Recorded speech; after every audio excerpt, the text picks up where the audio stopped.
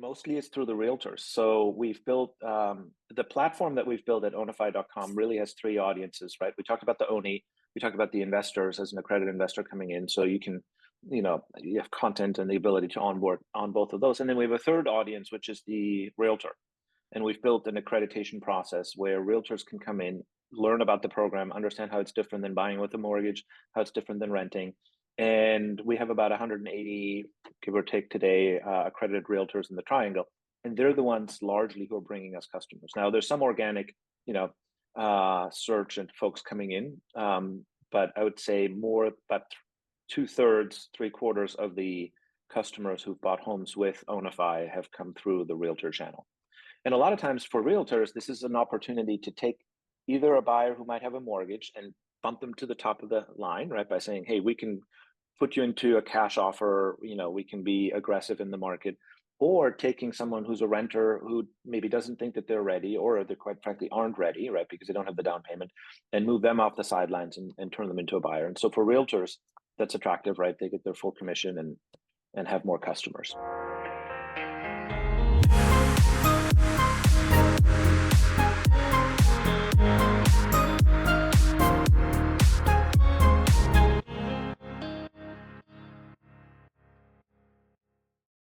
Welcome to the Real Estate Law Podcast. Thanks again for listening to us today. Jason Muth here with Pride Away Stays and Straightforward Short-Term Rentals.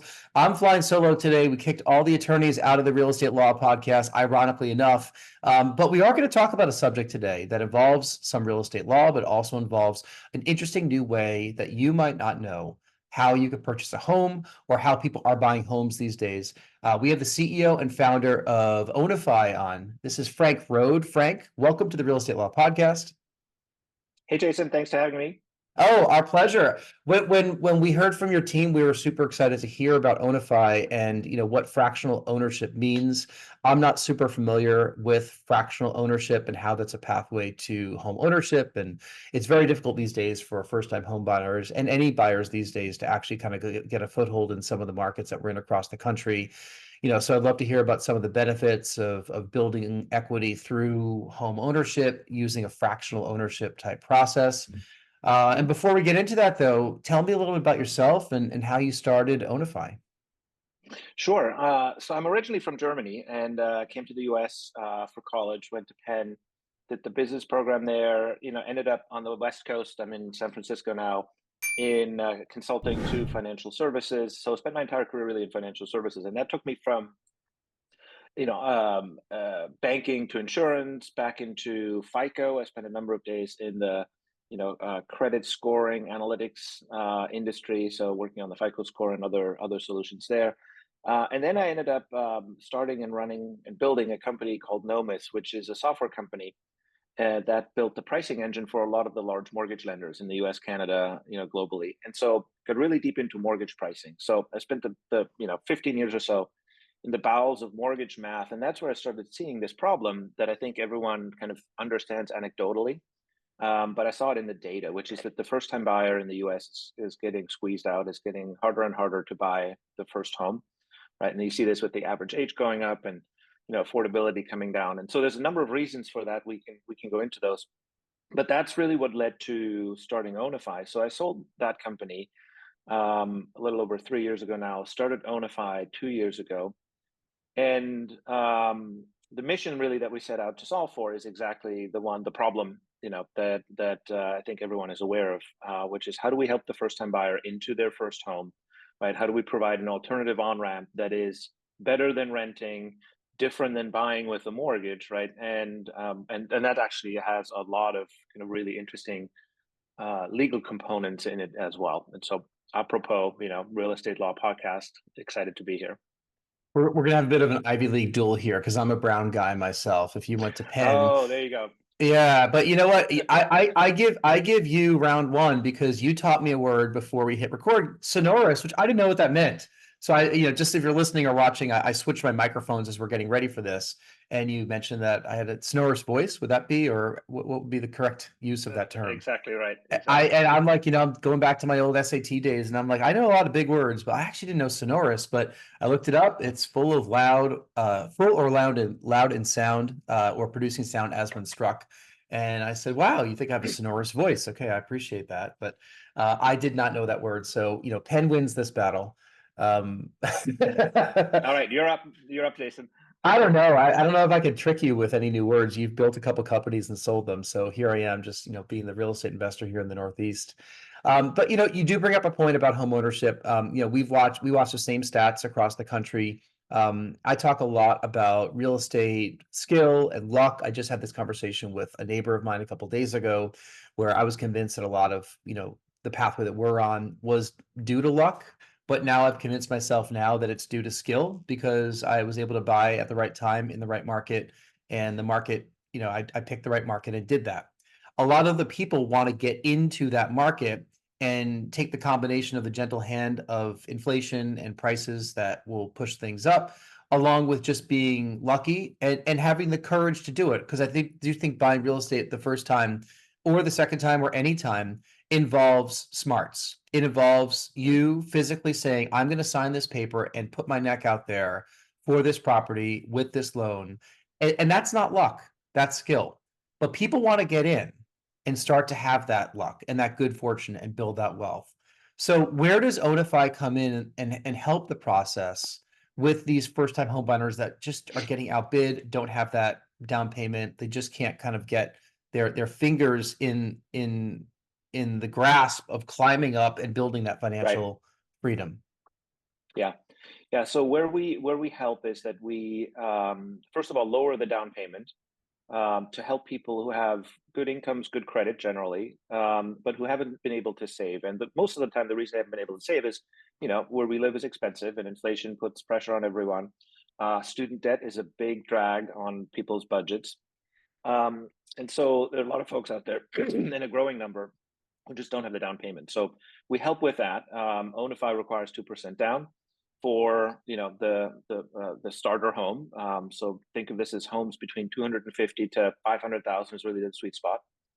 And so that's the first thing. The second thing we do is we provide the customer with a cash offer. So we step in as an institutional cash buyer through the program, which really increases the win rate. And this is one of the big frustrations that first-time buyers have.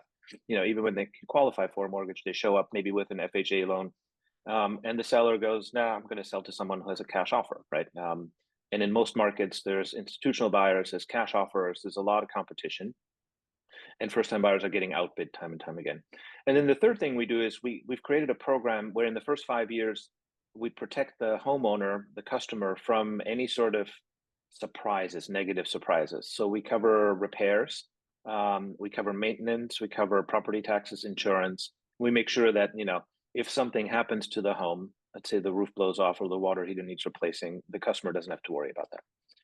So the way that works is that we've really challenged this notion that you have to buy all of your home, 100% of your home at once, right? And we basically said, you think about how we buy houses in the US, we buy them with 30-year fixed rate mortgages by and large, right?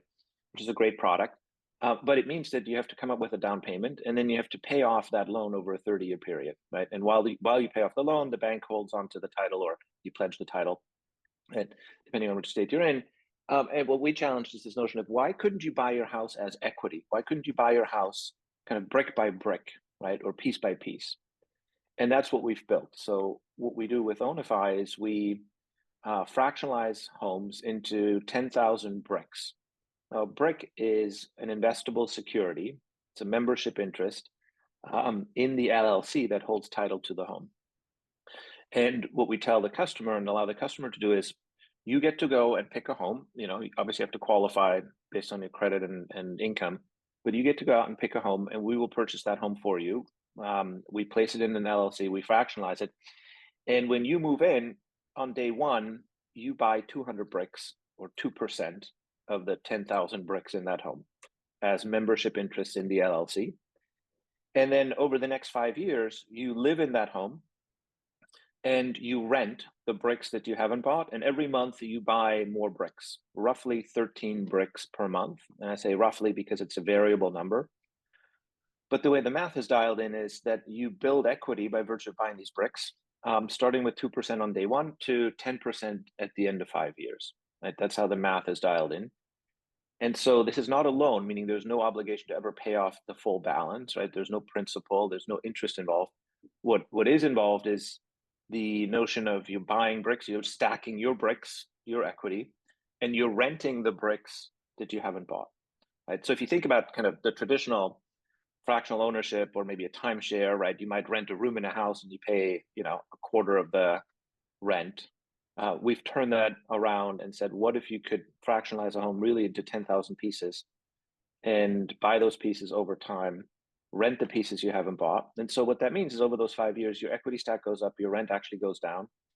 And by the end of 5 years, once you have 10% equity built up, right, the 1,000 out of the 10,000 bricks, that's enough to now use that as a down payment for a mortgage. So you go out, you get a mortgage, and you buy the home from Ownify, from the LLC that has owned it along the way, at the then current market value, right? And when you do that in a non-competitive purchase, right? So you're not competing against anyone. You can take all the time you need to get mortgage ready, all that. So between those kind of three components, right? The occupancy agreement or the lease, the equity purchase agreement that allows you to build equity in the LLC that owns the home, and the purchase option, those three agreements kind of working, in conjunction, we've created a legal structure that really is an on-ramp for first-time home buyers to get into the home they want, right? Build equity over time, and then eventually buy it out the traditional way, where at that point the title then moves from the LLC to, to the customer, the ONI, as we call them. Okay, so let me think through the math here. I used to be good at math back in the day. It helped get me into Brown. Here we go. This is Brown getting the next point. Go for it. No, it's not going to be. I took third year calculus my first semester there and was like, what am I doing? I don't want to. Wow. I don't want to learn math anymore. Okay, so basically the person that's putting 2% down, and I realize that the LLC is putting up most of the risk by purchasing the property cash, right? You have to figure out a way to raise cash for that. You're putting up that risk. You're maintaining repairs for 5 years, so there's risk there as well. So, I certainly appreciate people that are willing to put risk forward, and there should be reward with that. And the reward that you're getting as Ownify, as the owner, as the LLC, I took all these notes. See, the benefit you're getting is that the appreciation in the property, if they choose to buy it 5 years later, that's yours, right? As a company, Correct. It's the LLC. So if the property was a $500,000 property, and then 5 years later it's a $700,000 property at current market rate, then you as the owner are getting that equity growth, whereas the person that put the 2% down, they don't share in that component as well. But what they do share in is the principal pay down for those additional bricks. Am I simplifying that? I'm oversimplifying that? Yeah, you're basically right. The ONI gets the appreciation on whatever number of bricks they have bought, right? So on the 200 they buy on day one, and then the 213 they might have after a month or so. Obviously, those bricks appreciate over time, right? And so if you think about it, 10,000 bricks on day one, they all appreciate, right? Whoever owns them gets the appreciation. And so then the next question you're probably going to ask is, well, how do you fund all that, right? So there's 9,800 bricks on day one that need to get funded to purchase a home, right? How do you fund the LLC? And that's really another interesting thing we've built here is we allow accredited investors to buy those bricks through a fund, right? So we've started the Ownify Home Fund, and that's the fund that actually funds these homes. And so for an investor on the other side of this transaction, you have the ability to effectively invest in an owner-occupied home, right? Buy those bricks, hold them for 5 years, and when the ONI takes out the home, buys it out, that's when the capital is returned to the investor. And during that time, the investor gets rental income on those bricks, and they get the home price appreciation on those bricks, right?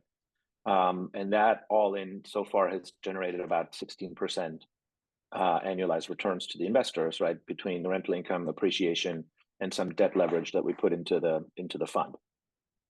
So there's an attractive investor value prop here that allows investors to invest in single family homes and solve this homeownership challenge, right, that we have across the country. Yeah. How, you said accredited investors. How long is your money locked up for that period of time? It's 5 years, right? That's the target program, right? And we've not been around 5 years. So far we're a year and a half in. The returns have been solid, and as I mentioned, 15-16% so far. What we don't know yet is exactly when an ONI will buy the home, right? Legally, they have the right to buy it at any point, so they could step up in 3 years, in 4 years, in 5 years. We also have the option for the ONI to renew the program for another 5 years. So some number of customers might stay in the Ownify program for longer than 5 years, right? And so what we've structured for the fund is to say there's a target 5 year hold period. At the end of 5 years, if homes are still in the fund, right, we'll put them into a new fund and return the capital to the investor. Mm-hmm. So there's a couple different types of people that can get involved with Ownify. There's your organization, right, where you are either putting up the capital or you have investors yourself that are making money on the company and the growth of the company. You know, the investments that you choose to make, the people that you choose to fund the 98%. Then there are people that could tap into the Ownify Home Fund, like myself, like an accredited investor. If I want to give you some money, lock it up for Yep. 5 years, hopefully get a 16% annualized return. Maybe that'll continue. If it does, I'll give you all the money in the world. But we don't know if it will. But hey, we're optimistic, and I'm sure that some people might want to waterfall this and give some money every year for 5 years in a row. So then in 5 years you start getting those paybacks. And then you have the people that are the first-time home buyers that are clearly Yeah. not accredited investors. They're not investing in fancy companies like Ownify. They just need somewhere to live. They don't want to Right. pay rent anymore, and they want to start to build up some, some equity in something that they could then parlay into the next investment or the next home, whether it's that same home or something else. So you're kind of serving it sounds like three different groups of people. That's right. Yeah, I think the two big groups are the first time buyers, the ONIs as we call them, right? So these are younger folks that generally, strong incomes. The average FICO is 740 right now, so they're pristine credit. But to the point earlier, they haven't been able to save, and a lot of them are, folks you would want in your community and you think should afford to be able to afford homes, right? We have a lot of creative folks in healthcare, folks in public sector, right? So think of these as not Google engineers, but folks who make 80, 90, $100,000 and should be able to buy a home in Raleigh or Durham or Cary or other cities. And then on the investor side, we really have two personas. And obviously there's a long tail, but two broad personas. One, we have real estate investors, right? We have realtors in Raleigh who've invested in the Raleigh fund. We have folks who invest basically to get market rate returns. They like the asset class. They like the fact that real estate is reasonably safe and they're getting income through the rental income. And then we've had folks who've come in because of the mission, right? Impact investors who looked at this and said, I really want to help solve the problem. If I can get market rate returns, great. But we've had folks invest out of their donor advised fund, which is generally kind of social impact capital, right? And we found a way to make that happen because we're helping this missing middle in particular, right? Mm-hmm. And so those are the two constituencies. And then Ownify itself, obviously, is venture funded, has investors, right, that are funding the technology and the build of the team, right, as we expand this. I want to give a shout out to our people in North Carolina. I swear we have a lot of guests on from the Research Triangle, and that's where you're Yep. based. But you're in California, though, right? I'm in San Francisco. We launched in Raleigh, so Yeah. Research Triangle. Now in Charlotte, we're going to Nashville next, and we're looking at other markets. But we did a bottoms up analysis of all the markets in the US. Really like the Triangle, right, for a number of reasons. It's one where home prices continue to appreciate really nicely. You have solid rental yields. You've got a very educated, growing workforce, right? So the fundamentals are just really strong there, and that's why we picked that market. Plus, my wife has an aunt there, so that helped a little. It certainly helps, yeah. But yeah, we've had a couple guests on. I've been on podcasts when hosts are in the Research Triangle as well. They're in Colorado. I'm not sure what it is, but like for some reason, we hear a lot from people that kind of focus on those two areas who end up on this podcast. Yep. So maybe we have a lot of, and then New England, of course. I mean, that's kind of where we're based. We're in Massachusetts and we invest in Mass and New Hampshire. But those three markets, for some strange reason, like we're getting a lot of either listeners or guests. But it's been a long time since I've been to the Research Triangle. I did go down there a while back for a past job, and it's a lovely part of the country. North Carolina, I just saw some stat about cities that have over 2,000 residents, and like Florida and Texas are two of the top ones. But like North Carolina has 5 cities that are over 2,000 residents. They must just have them densely populated, and people in the outskirts are probably less. You mean over 20,000. 200,000 or Yeah, yeah. It was. yeah, I don't. yeah, yeah. I could name them right now. Charlotte, Raleigh, probably Durham, and two others. Winston-Salem, Wilmington, Okay. and Fayetteville might be up there too. Fayetteville might. Yeah, yeah. Yeah, So you're focusing on the buyer side. So, since you have lots of different audiences of people, the ownees, you're yeah, focusing those in North Carolina right now? correct. So investors are anywhere in the country, right? As long Yep. as you're accredited, that's fine. Right now, the fund that we've raised is focused on Raleigh Durham. So that's focused on 60 to 70 homes in the Raleigh Durham area, or North Carolina more broadly. And then the next fund we're going to raise is in a new metro, right? And so the reason we're doing it that way is really that a lot of the interest in capital and investor interest is interested in specific markets, Mm-hmm. and it allows us to activate regional and local capital too, right? To go to the local market and say, if you're a wealthy person, you're an accredited investor, help your local community, invest in your local community, right? Get good returns, but also help solve this problem. Tell And me that has really resonated. what's your marketing like in North Carolina, like to find people that want to be ownees? It mostly is through the realtors. So we've built the platform that we've built at Ownify.com really has three audiences, right? We talked about the Oni, we talked about the investors as an accredited investor coming in. So you have content and the ability to onboard on both of those. And then we have a third audience, which is the realtor. And we've built an accreditation process where realtors can come in, learn about the program, understand how it's different than buying with a mortgage, how it's different than renting. And we have about 180, give or take today, accredited realtors in the triangle.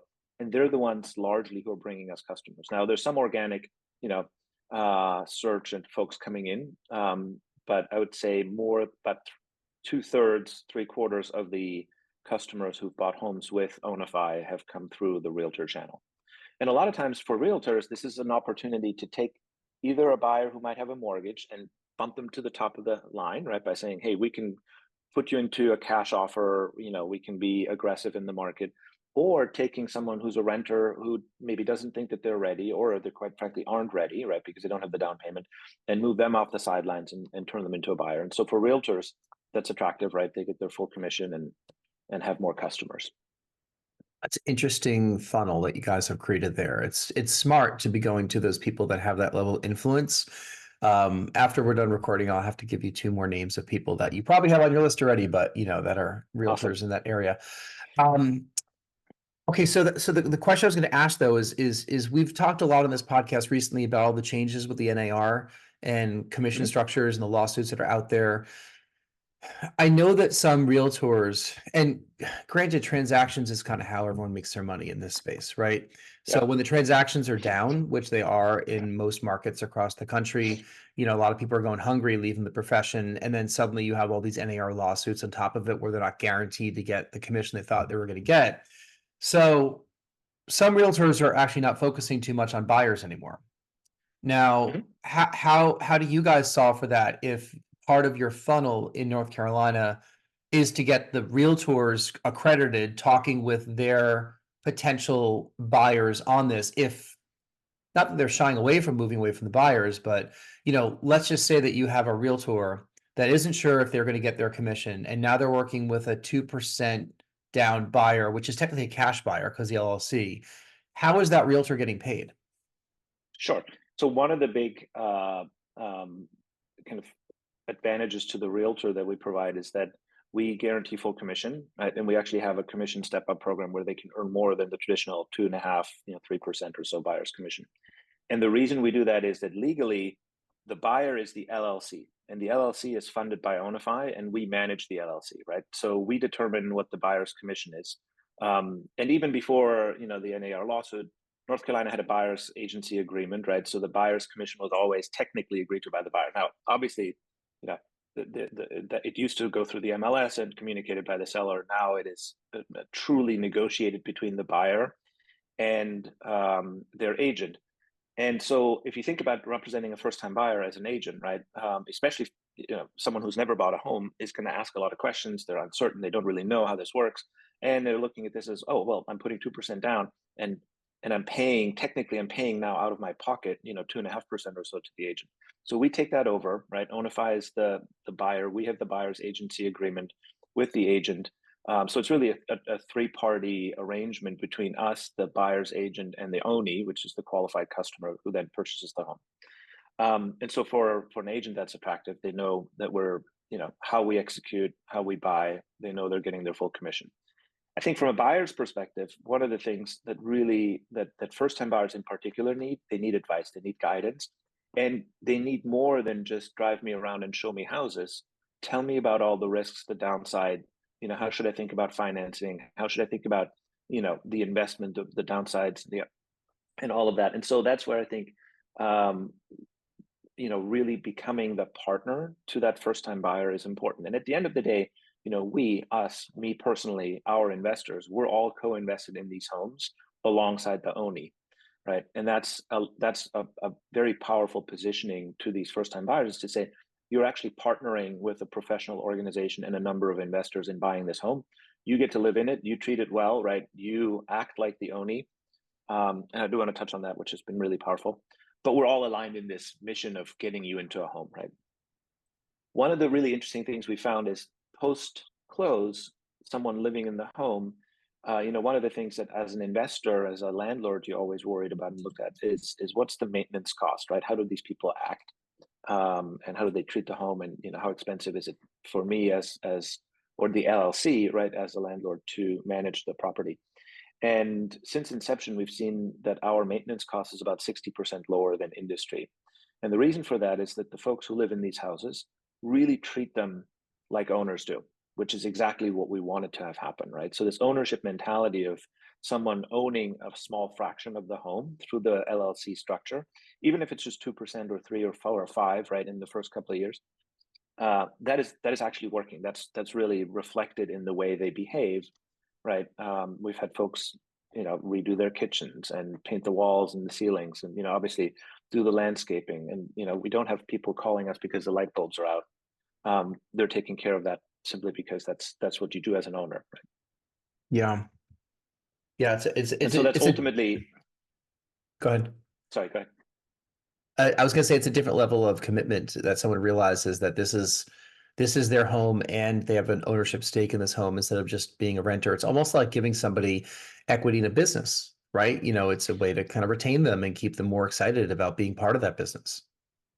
Well, this is, and in a way, this is exactly how we thought about it, right? So, I mean, I've started a couple of companies now, and in Silicon Valley, every time you hire someone, you give them equity in the business, right? You give them options, and one of the big reasons is to give them upside in the appreciation, right? So there's financial reward, and the other big reason is to get everyone to think like an owner, right? Act like an owner, do the things that are required to make the joint enterprise better.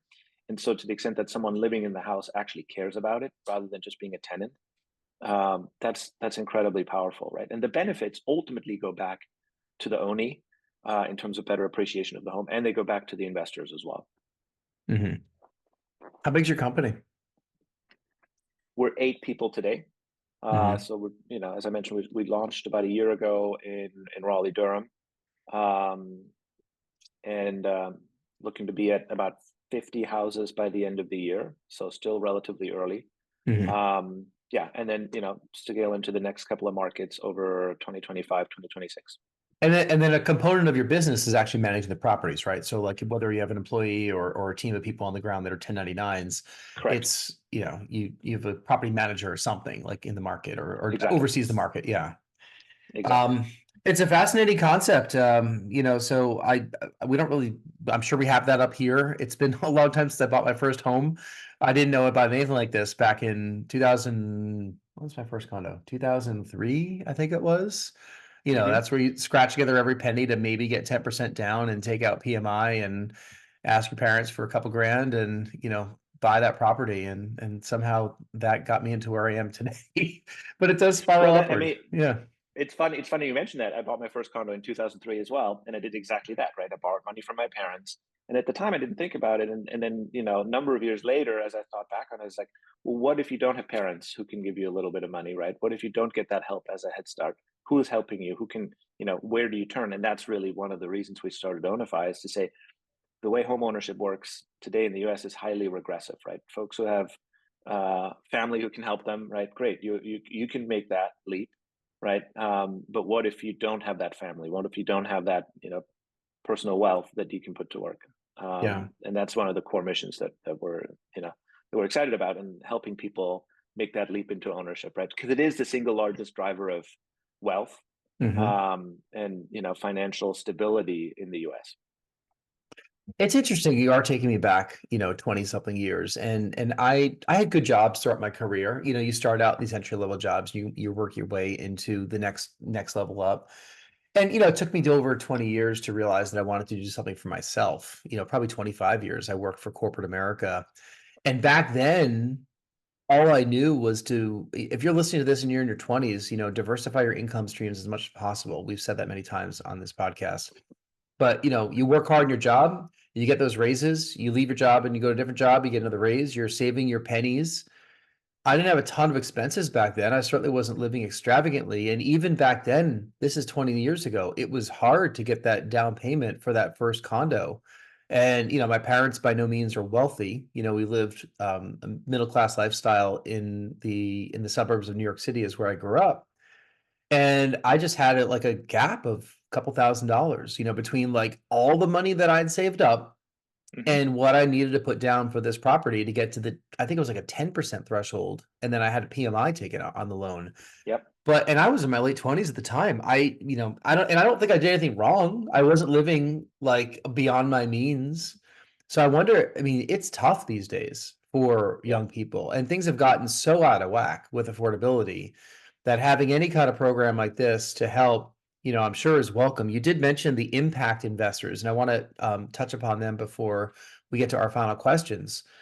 Tell me about that category of people. Like, are there institutional investors out there that are looking to make an impact for PR purposes, so they could say this is part of their mission, their component? Are they people that just genuinely this is part of what they do and how they invest? And they look for companies like yours that are looking to bridge that gap between home ownership. Like, what are those types of folks like? Yeah. So we haven't found the investor, the institutional investor who does it for PR reasons. I'm sure they're out there, and would love to talk to you. The folks who have come in and invested are genuinely folks who use their donor advised funds, right? So these are funds that are basically donations. The money has been run and kind of moved out of the control of the individual. They're no longer owning that money legally, but they get to control it and they get to direct where it goes, right? So if you have a DAF, you know what that means. It's an IRS tool to effectively lower your taxes. But there's a ton of capital out there that is basically designed for philanthropic and impact investing, right? And we found a way to tap that capital. So we've been underwritten as effectively an impact purpose, right? Because what we're doing is helping first-time buyers, especially around, folks in the 60 to 80% of area median income, not exclusively, but we do have a number of folks like, in the portfolio who are in that income category. And so that allows us to qualify for impact investment. So we've had folks come in because they genuinely like the mission. We've had foundations and institutional impact investors come in, and obviously that helps because it lowers the cost of capital. It's a way to not just attract capital but also then get effectively buyers and customers coming in on the Oni side because they hear about it in their local markets. Mhm. Okay, bonus question before the final three. How are you Yeah. guys using AI to affect or improve your business? So we use AI in two ways. One is to underwrite the customer, and to really dive deep into what is the capacity of the customer to afford a housing payment. And so we use AI-driven models for income verification, for modeling of free cash flow, for really assessing what is the capacity of the customer, and that goes into ultimately the underwriting decision. And this is fully automated, so you can do this on the website. And ultimately, what it results in is a budget for the customer, right? So we run you through a process, and there's about something like 800 variables that we look at and process. A second way we use AI is we suck in a large number of variables on each individual property because we not only underwrite the customer, we then underwrite the property, right? So the process is, Jason, you come in, you get underwritten, we give you a budget of, let's say, 450,000. Then you go out with an accredited agent, you look at a number of properties and you submit those back into the Ownify underwriting funnel. And those properties get effectively underwritten. And what we model there is appreciation potential, and the expense potential or the expense expectation on managing that property. and then we pick the ones and we bid on those ones that actually fit the buy box and have appreciation potential. And that's where a number of variables get used again. So we've built a number of scores. We've purchased actually a large amount of data on low down payment mortgages to really understand how do this is the closest equivalent to the product we've built. How do those perform through different credit cycles? And so we've built a number of models around that as well. Both my co-founder and I, came out of the mortgage business and the analytics business. So we're data geeks, and there's obviously a number of tools out there that they can use. And ultimately, it all is about how do we provide better returns to the investor and build a business here that adequately selects both the customer and the homes that we invest in. Well, it's a fascinating concept. I've learned a ton about how you guys operate and the different components of who you're speaking with, all your different audiences. It's probably a lot to manage as well, but hey, you started the company and you know the direction where you want to take things. And let's get to our final couple questions before we actually learn about where we could find out about Ownify and if you want to buy a place in the area or what people should do. Because I mean, I look on your website like during this conversation also, and like it's all right there. And I'm sure people have a lot of questions if you're listening to this, saying, first of all, I'm in the area. Like, do I want to work with these guys? Or second of all, I'm national. Do I want to invest with these guys? So Ownify.com has a lot of that, but we'll talk about that in a second. Okay, so we ask these questions of all of our guests just to wrap the interview up and learn a little bit more about you and just some innocuous questions. The first one is, if you can get on stage for a half hour, talk about any subject in the world with zero preparation, what would that be? Homeownership, helping first-time buyers, right? And really, how do you take the skills you have that you've built over your career and focus them on something that has a meaningful impact in the world? And for me, that's helping first-time buyers. And building legacy, right? I mean, this could be your legacy. Yeah. Second question we have, tell us something that happened early in your life or career that impacts the way that you're working today. Actually, interestingly, it's the AI piece, right? When I first came to the US, I came as an exchange student. This was in 1998, and I went to high school on an Indian reservation in Northern California. And there's a local guy who's into horse racing, and he hired me and he said, can you use a computer to predict horse racing results? I said, oh, that's interesting. So I got one of the very, very early neural networks from UC San Diego and figured out how to get all the horse racing data in the US and run it through a neural network and built what was probably one of the first AI models to predict the outcome of these races, right? And it worked. And so he went to the track, he gambled, he made money, he paid me some of it. And probably not the impact and mission-oriented purpose that I'm pursuing today, but it gave me early exposure to, neural networks at the time, which was like the super early version of artificial intelligence. And some early capital, of course. And some early capital, that's true. Yeah. Final question, tell us something you're listening to or watching or reading these days, anything in the world. I'm reading a really interesting biography about Jimmy Carter. Right. He's obviously up there in age, and I think is a president that has had maybe a very misunderstood presidency, good intentions, ultimately not a very successful presidency, but then had redeemed himself over the 30, 40 years post-presidency with a lot of really just amazing work. So fascinating dive back into, I love reading biography, right? And someone who, kind of struggled through the second half of his term in particular. So, Jonathan Alter is the author. His Best Life, I think, is the title of the book. But yeah, fascinating read. And he's generally, I try to read biographies, but that's one of the great ways to learn. And President Carter is probably swinging a hammer right now somewhere, building a house. Is he still alive? Habitat for Humanity. Yeah, Rosalind passed away, right? His wife, and then he's still alive. Rosalind passed away last year, exactly. He's 99. He's going to be 100 in October, knock on wood, and I think he's stubborn enough to hang on until then. But yes, you're exactly right. He was swinging a hammer when he was 96, right? Building houses for Habitat for Humanity. Amazing. I hope I'm still doing that at that point in my life. Exactly. Or at least doing something that you like, right? And he loves doing that. So Ownify.com is the platform. How do you recommend people get involved with learning more about Ownify, whether they want to be an investor or they want to purchase a home? So come to ownify.com. That's the easiest way, especially if you're a first-time buyer, right? You can qualify yourself, go through the underwriting process. Whether you're in North Carolina or anywhere else in the country, we have a wait list and we're looking at markets, right? And partially that's driven by where do we have customers. If you're an investor, also come to the site. There's a ton of information on the fund, or ping me directly, right? Frank@ownify.com. Happy to tell you more. And obviously, we're always looking for impact-oriented investors, real estate investors, folks who are excited about the mission, right? If you want to start this program somewhere in your neighborhood, right?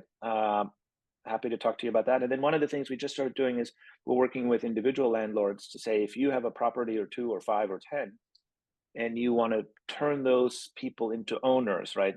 You can actually license the platform and do this on your own property, right? Where we help you figure out how do you take someone and put them on the path to ownership through the Ownify program, right? Which ultimately helps you as landlord, with better vacancy, zero vacancy, and lower maintenance costs. And so you're generating better return for yourself, but you're also helping solve a problem.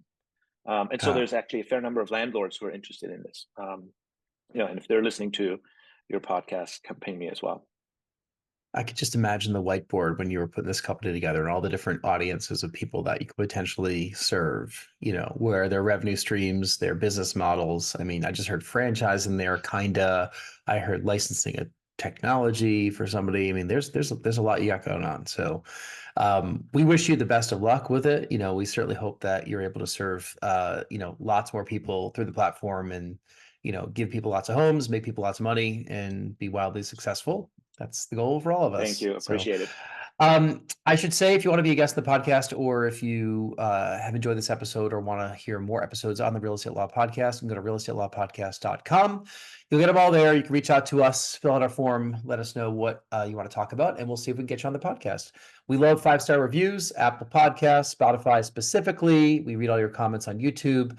And yeah, thank you, Frank. It's been a pleasure to get to know you. We really appreciate all your expertise. And again, Ownify.com is the platform. Thank you very much for appearing on the podcast today. Thank you, Jason. Really appreciate it. Thank you. Thank you for listening. We'll see you next time.